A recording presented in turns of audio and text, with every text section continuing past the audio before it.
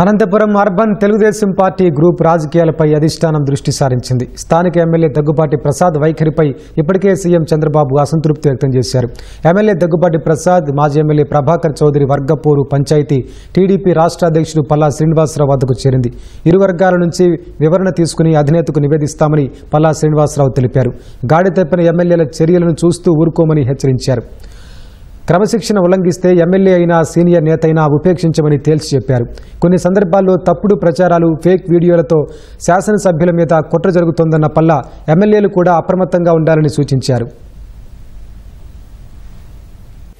ఏదైతే అనంతపురంలో అటు శాసనసభ్యుడి పైన వచ్చినటువంటి ఆరోపణలు ఉన్నాయో వాటి మీద సమాచారం తెచ్చుకుంటున్నాం.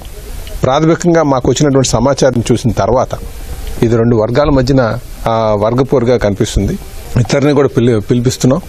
వాళ్ళ దగ్గర సంజాయిషి తీసుకున్న తర్వాత వాళ్ళు ఇచ్చినటువంటి సంజాయిషి బట్టి చర్యలు ఉంటామని చెప్పి తెలియజేస్తున్నాం. ఈరోజు సోషల్ మీడియా వేదికగా చేసుకుని ప్రతిపక్షాలు కూడా కొన్ని తప్పుడు ప్రచారాలు చేస్తున్నాయి. అందులో భాగంగా కూడా ఇది చూడాల్సినటువంటి అవసరం ఉందని చెప్పి తెలియజేస్తున్నా. అమరావతి ములుగుపోకుండా ఉండడం కోసం పొన్నూరును ముంచేశారని చెప్పేసి ఒకరు చెప్తారు. స్టీల్ ప్లాంట్ కోసం 14,000 కోట్లు తీసుకొచ్చి పెట్టిన తర్వాత ప్రైవేటైజ్ చేస్తున్నారని చెప్పి ఇంకో దుష్ప్రచారం చేస్తున్నారు. ఇది ప్రతిపక్ష నేతలు చేస్తున్నటువంటి కుట్రగా కూడా మనం భావించాల్సిన అవసరం ఉంది.